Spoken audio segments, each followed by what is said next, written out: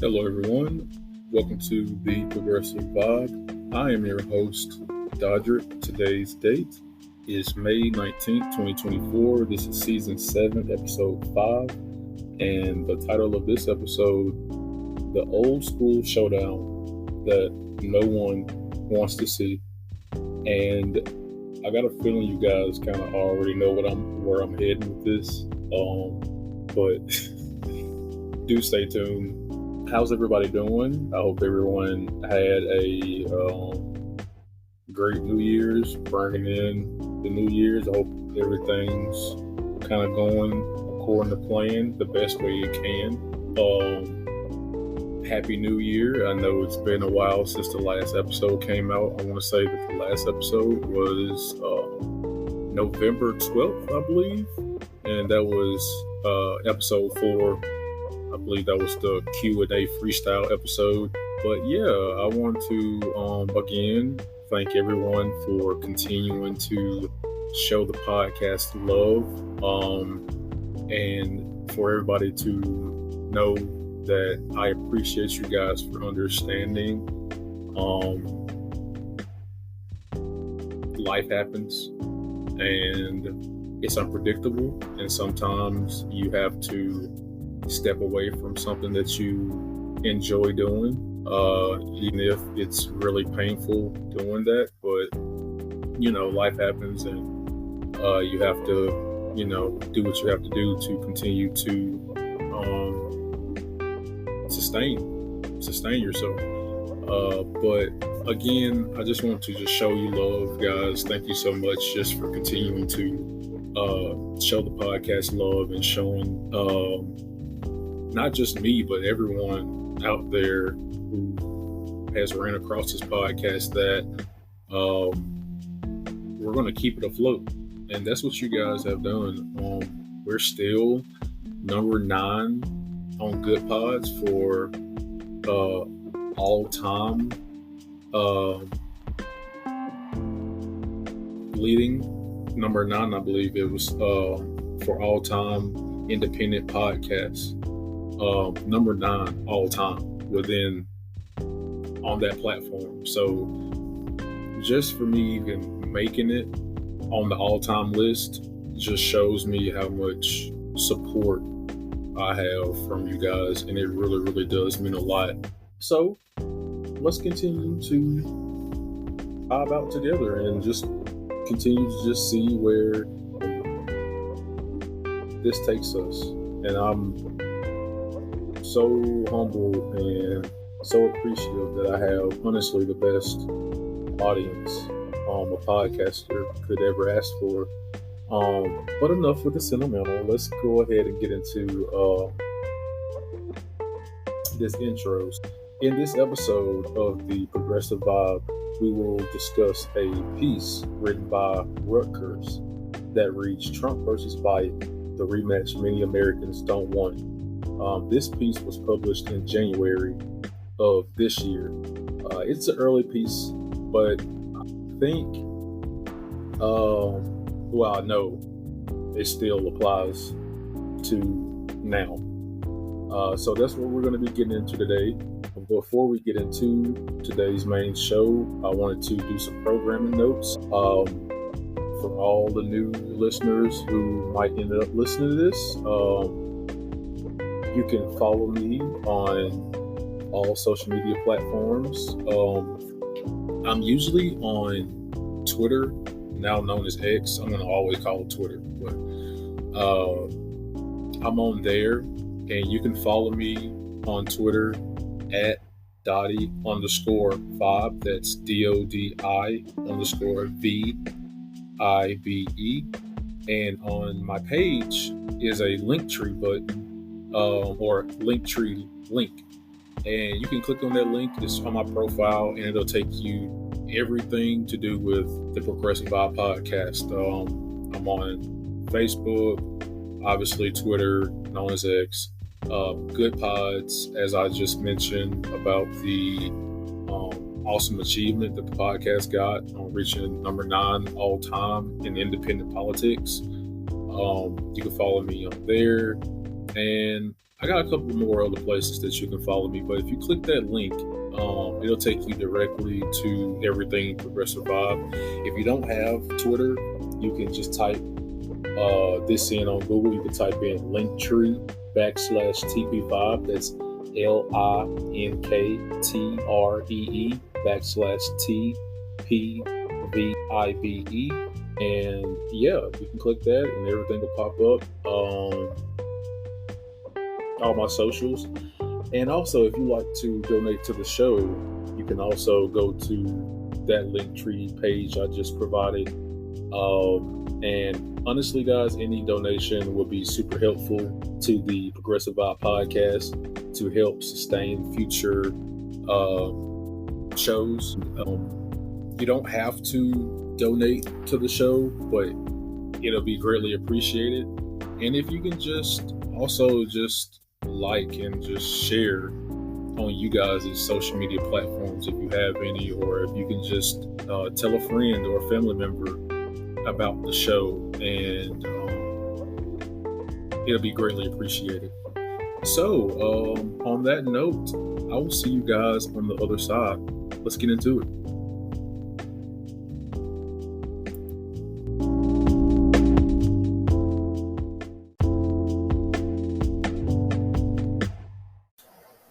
Hey guys, welcome to the main show.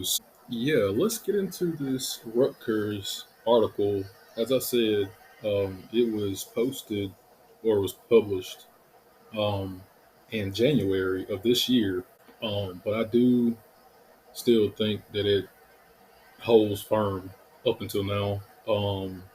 But it reads Trump versus Biden, the rematch many Americans don't want. And before we even read this, raise your hand if you don't want this rematch, because I'm raising mine.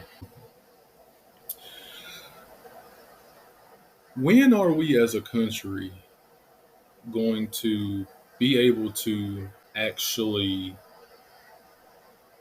pick who we want to represent us in the as a president? 4 years isn't a walk in the park. That is a long time for somebody to be president and to basically do nothing to materially um, improve the conditions of average Americans. Average Americans. Um, and it just seems like every presidential cycle, whether it's 4 years or 8 years,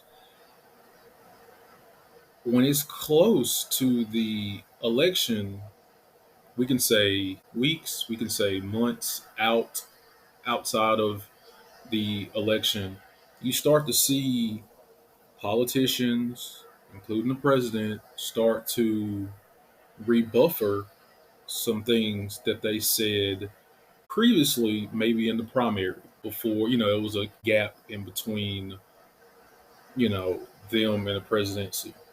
Um, and, during the primary, you have a number of politicians that want to become president, whether that's on the Democratic or Republican side, and they supposed to bring up these ideas that may resonate with the general public, with American folk, and they say all the right things, and you know it's so disheartening because you want people to, especially new people, younger people, to be involved in the electoral process, which means using their constitutional right, their vote. And politicians, they just do what politicians do. They take your vote for granted. They say all the right things, and then when it's time to actually act on those things, they don't know what you're talking about. They don't want to answer the question. And this is after they've secured the bag, if you will. This is after they've secured that prominent spot of power. They seem to just not give a damn. And I've basically gotten that from the Biden administration. Now, if you ask me who I was to vote for in this upcoming election between somebody who I don't want to become president again and somebody who I don't want to be president, it's literally the lesser of two evils. And when you really think about the Biden presidency and the war, for example, between Israel and Gaza, and Biden being one of the biggest supporters for Israel. And again, I don't want to get into foreign policy or discussion that much, but I do want to get into common sense and right and wrong. And this is what I will say about this: it is wrong for Congress, including President Biden, to approve billions upon billions of dollars of weaponry to Israel because at the end of the day, whose taxpayer money is funding the war? We are. So who looks complicit? We do. And we don't have to say that we are against it. We have to look at the overall totality of this. It got signed through Congress, it got approved through Congress, and that was it. So, regardless of us saying this is wrong, this is a genocide, which I think it is, what Prime Minister Netanyahu, honestly, to me, dictator of Israel, even though it's supposed to be a pro democracy country, couldn't tell that by the Prime Minister and his actions. Because he's pretty much carrying, not pretty much, he's carrying the genocide. He's killing innocent children, moms, dads, uncles, aunties, nephew, nieces, whatever you want to. He's prolonging the war because he's very unpopular in his own country by his own constituency. And if you don't want to believe me, you can actually just research that and look at the reports on this. It's true. And a few more things I'm going to say about it. I'm going to be done with it. It's wrong for the United States to send appropriate money from we the taxpayer to go fund a war that shouldn't be happening. And we can't dictate what goes on in other countries. Well, we can because we have a lot of influence over other countries because of power, money, etc. But what I'm saying is we don't live in that country. Our president isn't the president in that country. Okay, so what should happen is United States set boundaries because they clearly are not on board with how Israel, the IDF, um, Prime Minister Netanyahu is carrying out these totalities. They're clearly uncomfortable. They clearly don't like it, but yet they keep sending, appropriating money to fund this genocide. And the world is progressing. Okay, people who were born in the 1960s, 70s, 80s, the course of thinking about politics is completely different. You have new generations that are becoming older, and becoming wiser and becoming educated and gathering more information than ever before because of the tech age that we live in. You can't run, you can't hide from the internet. It's going to find you. It's going to exploit you if you're lying. It's going to, you know, if you're telling the truth, you know, people can see or research that you are indeed telling the truth. So you can't run anymore. You can't just tell a simple lie and think that, okay, well, that's going to kick the can down the road for a month or a year or a couple of years. That's not happening anymore. What's happening is Biden is losing a big amount of young voters, okay, of all different backgrounds in the United States because of how he's handling this war. And he's having other problems with average folk in America because if you're able to appropriate money, billions of dollars to countries, how can you not appropriate the same type of money here domestically within the United States to your own people? You see how that doesn't add up? You see how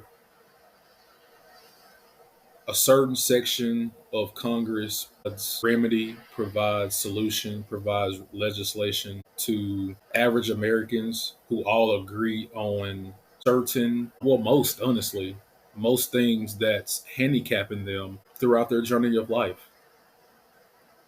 We pretty much all agree on inflation is high. We need to match wages to combat the inflation. Pretty much everybody agrees on that.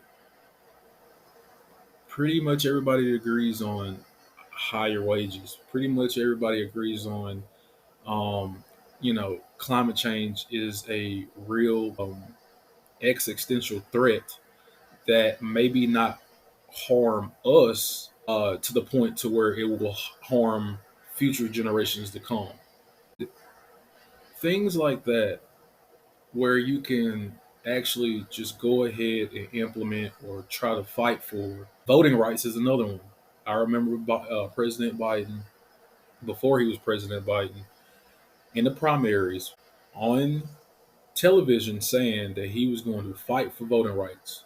He was going to um, increase the minimum wage. He was going to cancel student loan debt. He was going to, you know, do other stuff that would be beneficial towards the average American. And I'm not saying that President Biden has not done anything. He has done some stuff. I don't think the problem is, I don't think he's conveying that well. I don't think his administration is promoting that well. And I don't think they're being as progressive as they should be. And now that the presidential election is this year, all of a sudden you see Biden taking marijuana off of a Schedule One drug, which to me it should have been off a Schedule One drug. I think he lowered it to a Schedule Four, which is with like Tylenol and other medicines and things like that. Less of a serious drug or narco than like fentanyl and meth and stuff like that. And again, not taking anything away from what he did, I think that was the right move to do, but it should have been done. See what I'm saying? He has helped people with student loans. He has a plan that has to do with student loan cancellation, but I don't think it goes far enough. But he has done something. So I'm just using those as a couple of examples because it's not like I want to be like, oh, he is just not doing anything. He's just not doing anything. The thing is, he's just not doing enough. He's just not doing enough. As for Trump, I don't even think Trump really wants to become president. I think he wants to be president because he will be able to counsel out a lot of indictments against him. He's facing a lot of indictments. And if you're the president, you pretty much are untouchable. You can become a dictator. Real. That's the thing about democracy. It's so small, man. Somebody can take control and keep that control if the right boundaries and protocol and society's circumstances, most importantly, don't derail that. And I think it's really, I think it's really telling that President Biden is actually down in a lot of swing states when it comes to Trump. Trump is actually ahead of Biden in some swing states. Excuse me. Now, Biden's team, I've read reports them saying that, well, when it gets closer to election time, people will start to wake up and see that Trump is the nominee and stuff like that. The fact that this administration is banking on people saying that I don't want to vote for Trump, so I'm going to vote for Biden. The fact that that administration is just banking on that alone, to me, is all the evidence you need on how the administration has done in the 4 years, honestly. Now, again, if I had to choose, I will choose, I would vote for Biden. Do not want to vote for any of them. Independent wise, I would vote independent, but I just know that it's not going to do anything. And not saying my vote's going to do anything for voting on the Democratic ticket, but people are so divided in this country, y'all. It's so divided. And I just wish we had a competent. I'm not ageist, so please don't think that I'm being ageist when I say this. I wish we had a younger candidate that was actually running for president. Honestly, I wish Bernie would have never got screwed in the primaries. So I think that that actually derailed a lot of momentum that's been within these 4 years because I really thought that I really thought that Bernie was going to be the presidential nominee, and he would have won. He would have won. He would have won. He just his stance over his years in Congress as a congressman, as a senator, his track record speaks for itself, and he's able to not take any corporate campaign contributions. He is a grassroots donor. He gets all of his donations through average folk like me and you, single dollar donations, 10, 20, $25 donations. And so it's not like it's not possible. It's not like it's not possible. But the powers that be, the status quo, if you will, they don't want that bond broken, whether it's on the Democratic side or Republican side. And we have to find out a way to break through. And maybe this is starting with labor unions. As you see, labor unions have people across the country have been going on labor strikes. And it's just not people in the North, it's a lot of people in the South, predominantly conservative, that are actually striking against the system, striking against the powers that be. And I couldn't be more thrilled that that's happening, honestly. And that's the thing, guys. We all have a common goal. Regardless if you're a Republican or Democrat, we all have to survive in this life together. So we have to figure out ways that's going to be beneficial to the average person. It doesn't mean that you have to like um, the culture opinions that this person may hold or the religion views that this person may hold. Can we all just actually collectively come around the common good? Stuff that would be beneficial to not just your life, but your neighbor's life. We all have to want good for thy neighbor. And we have to stop letting this culture war eat us alive because that's what it's doing. It's eating us alive.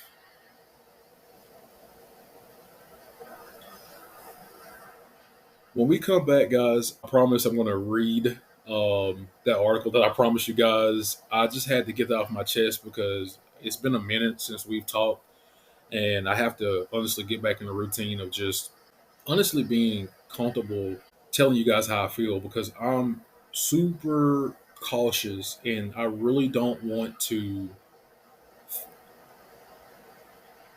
have anybody say, this guy's just another partisan.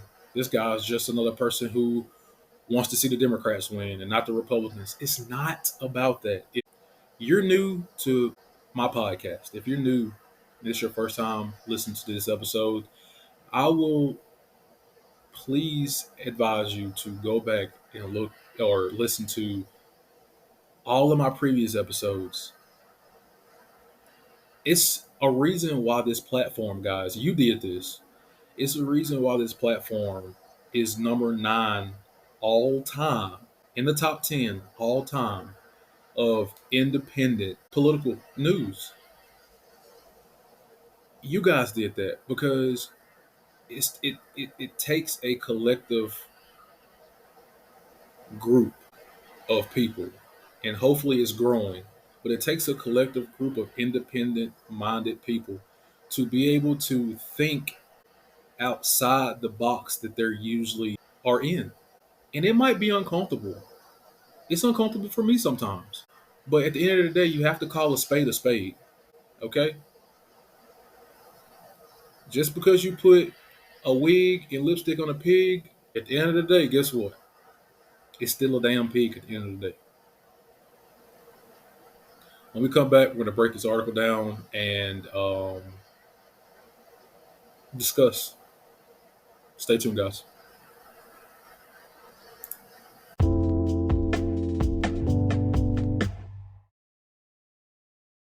Hey guys, welcome back from the break. Well, let's jump into this article really quickly by Rutgers. As I said, this article was produced or published rather in January 25th of this year, 2024, and it reads.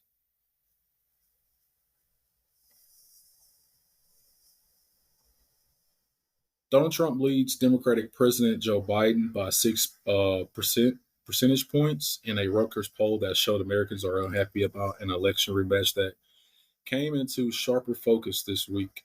The nationwide poll of 1,250 U.S. adults showed Trump leading Biden 40% to 34%, with the rest unsure or planning to vote for someone else or no one. The poll had a margin of error of 3 percentage points, which is very, very slim. That represented gain for Trump after a Reuters poll conducted earlier this month showed him and Biden tied through a nationwide survey does not capture the electoral college contest that will be decided this fall in just a handful of competitive states. Let's scroll down a little bit. Um,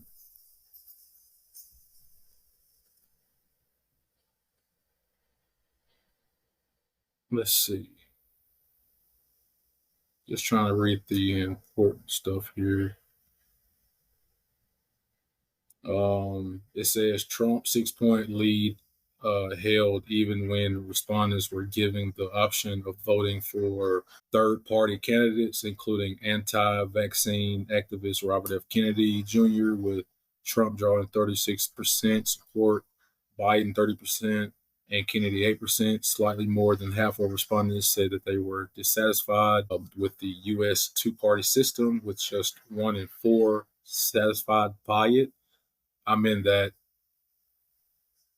slightly more than half of respondents who say they're dissatisfied with the U.S. Two-party system. I think majority, well, I say it's slightly more than half. So yeah, majority of people are on board with this whole two-party system because it just seems like there's never there's the average Americans never win at the end of the day. You know, the two parties people against each other through cultural wars and things like that to keep us divided on the main goal, which is having policies that will materially benefit average American people, working Americans. That's the goal. And people have caught on to the Democrats and the Republicans. Oh, well, ideology will have me vote for this person. But at the end of the day, if they don't have your best interest in mind, or if their track record says otherwise, why continue to support that person, regardless if they're in the party that you would typically vote for? You know what I mean? That's that whole thing of we becoming an independent nation more than a two-party system nation. Now, again, if the Republicans had something that majority of Americans agreed on, I would vote for a Republican. If the Democratic Party had stuff that will benefit my life and other people's life for the better, I would vote for a Democrat. But it just seems like the two-party system, both parties are are corrupt. They're pretty much corrupt, and there are more status quos than they are people who are trying to change the system for the better. Um, I don't know. That's just my opinion, but I'll keep going. So Whitney Talario, 33, a consultant interviewed in Washington, is among those considering an alternative. She says, quote, the independents don't really have a voice. Polarizing characters usually take the front seat, and it's a little sad for our country. Asked whether she would vote for Biden or Trump, she said, I'll probably go for a third party, which I do not blame her. Let's scroll on down a little bit.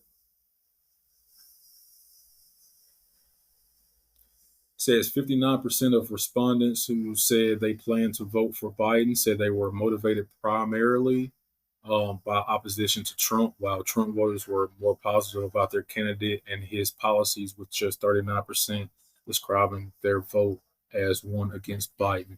As I said in that last segment, the Biden administration is banking on people being so opposed to voting for Trump that they're just going to vote for Biden.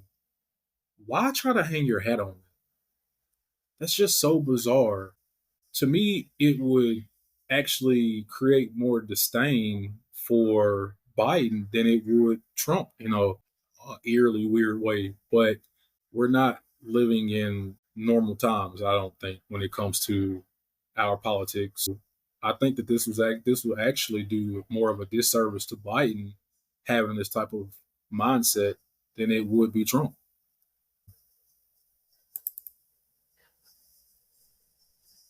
But I digress. I digress.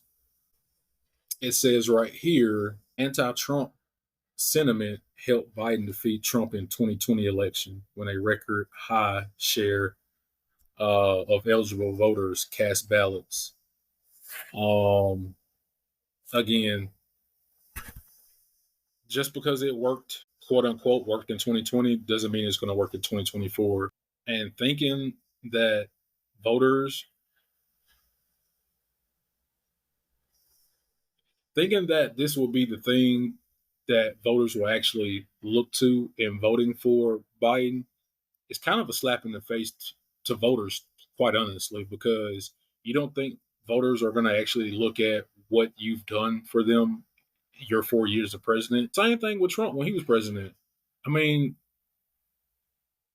if the Trump administration thought that, well, I'm going to win re-election because people don't want to vote for Biden, they don't want to vote for a Democrat.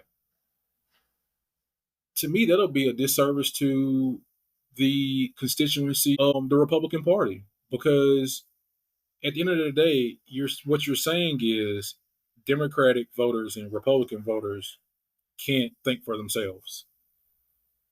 And see, this is why I'm hoping for a more independent political swing, if you will, when it comes to how the way voters digest politics. Because you have to get outside your bubble to actually see clear headedly what's going on.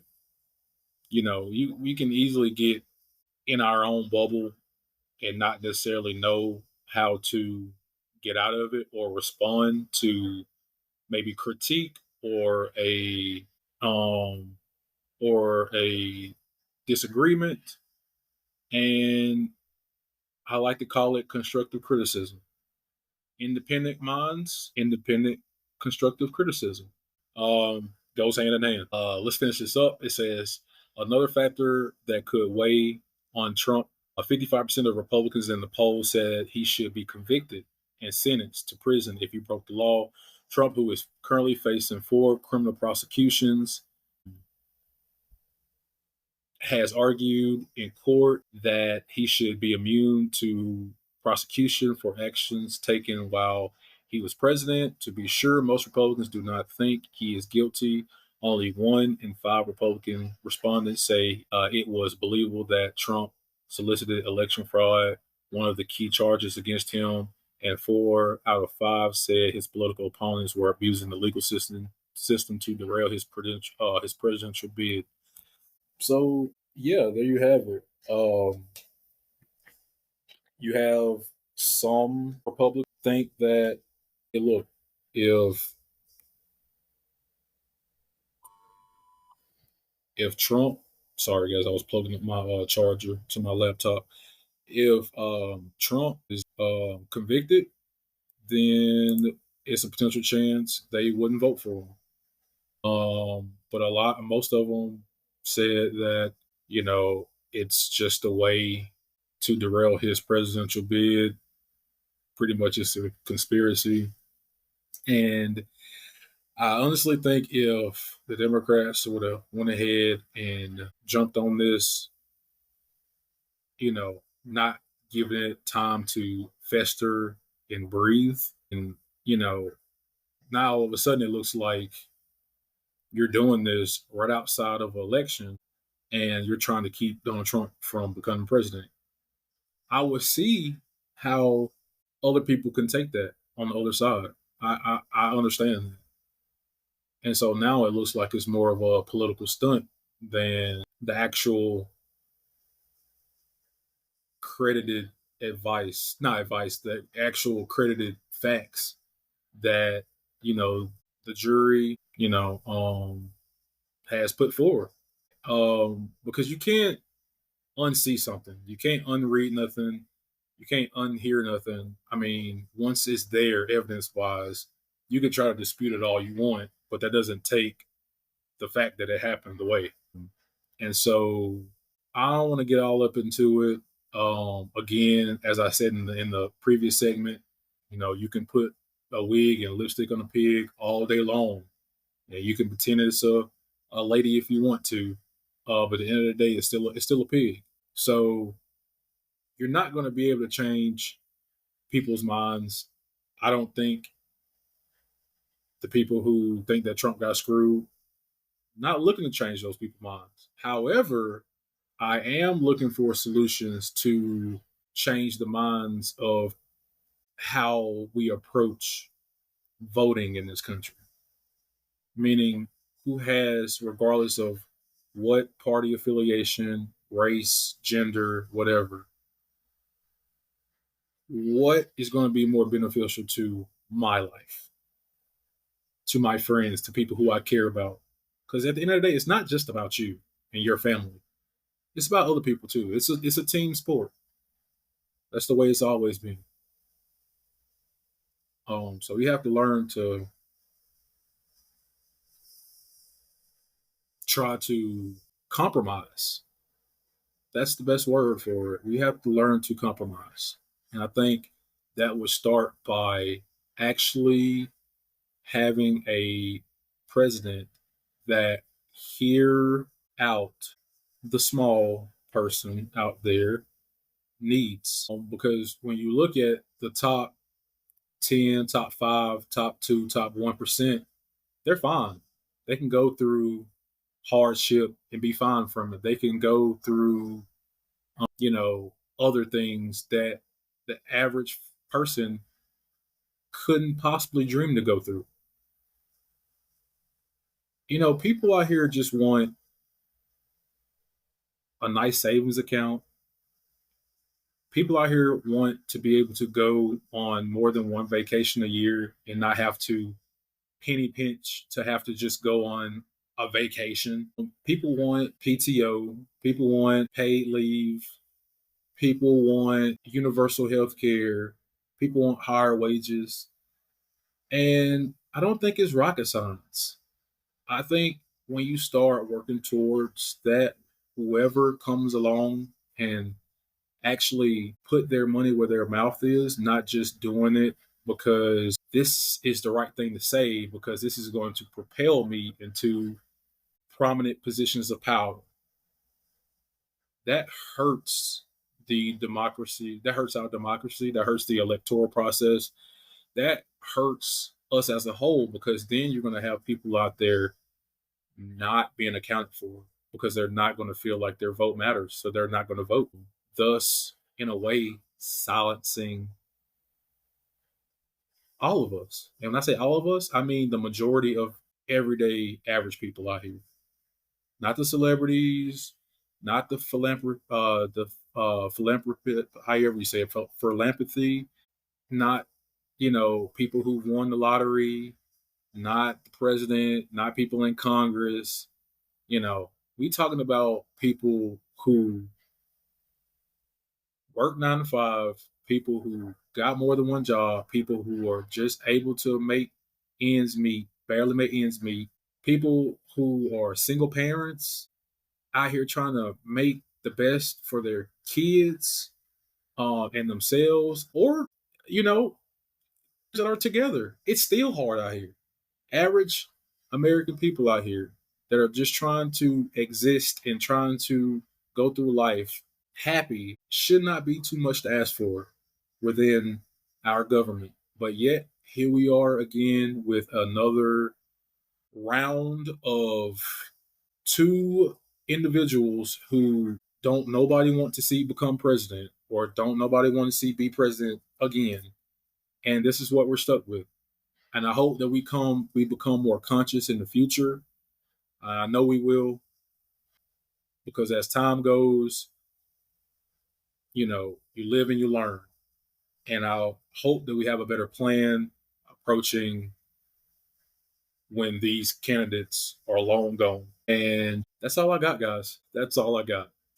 I will try to do better next time with time management and just trying to, I guess, convey my overall point. And maybe I conveyed my point well enough for you guys to understand where I'm coming from. But I just really want everybody to know how much I appreciate you guys. And it means the world that you support this podcast. And when we come back, we'll be wrapping up today's show, the first show actually in 2024. Stay tuned, guys. We'll be right back.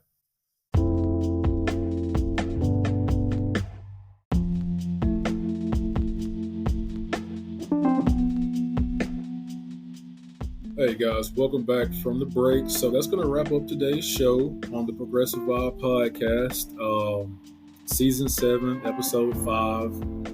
And again, the title for this particular episode, which was very fitting for the topic at hand, the old school showdown no one wants to see. I hope you guys enjoyed today's show. Please reach out if there's anything that you want me to discuss going forward. Reach out if you have any questions, concerns, or if you just want to just say simply hello, good job, keep going. That helps too. But again, guys, I really appreciate you for taking out the time, whoever listens to this podcast. Thank you. Please like and share. Again, it means the world if you do. If you can donate to the show, again, that would be great. If not, that's okay too. Again, you can find all my things on Linktree/TP Vibe. That's Linktree/TP Vibe. Hopefully, we will have an episode posted pretty soon in the near future. Until then, I hope you guys stay safe. And remember, stay positive, stay progressive, and I love you guys. See you in the next one.